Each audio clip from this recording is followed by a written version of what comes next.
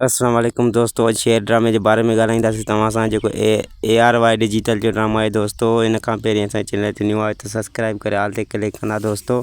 त हलूं था पंहिंजी अपडेट जे तरफ़। त तव्हांखे ख़बर हूंदी दोस्तों त गुज़िरियल हफ़्ते हिन जो हिकु एपिसोड जेको रिलीज़ न थी सघियो दोस्तों। त हुनजी छा वजह हुई, या हाणे ईंदड़ हफ़्तो जेको आहे सुभाणे हिन जा एपिसोड रिलीज़ थियण जो वार आहे, त रिलीज़ थींदो एपिसोड या न, त हिन जे बारे में तव्हां सां ॻाल्हाईंदासीं दोस्तों। त जी बिल्कुलु सुभाणे वारो एपिसोड सुभाणे ई रिलीज़ थींदो ऐं पंहिंजे वारनि सां कंटिन्यू ही जेको 2 हफ़्ते में वार हलंदो आहे, त उहो ड्रामो ही ऑन ईयर कयो वेंदो दोस्तों। त हिन जी वजह ॿुधायूं, जेको अॻिले हफ़्ते में हिन जो हिकु एपिसोड रिलीज़ न थी सघियो दोस्तों। त हुन ॾींहं ते 14 अगस्त जो ॾींहुं हुयो ऐं हुन जे पाकिस्तान जे जेको आज़ादीअ जो ॾींहुं हुयो। त हुन जी ख़ुशीअ जे हिसाब सां काफ़ी प्रोग्राम हुया दोस्तों, जेके ARY डिजिटल ते हलिया ऐं ही ड्रामे जो एपिसोड ऑन ईयर न थी सघियो जी दोस्तों। त ही एपिसोड जेको आहे त सुभाणे ऑन थींदो, सुभाणे हिन जो वार आहे ऑन थींदो आहे। तव्हां ॾिसंदा त फजर किथां खां किथे थी पहुचे ऐं हुनजो नसीबु हुनखे काॾे थो खणी वञे दोस्तों।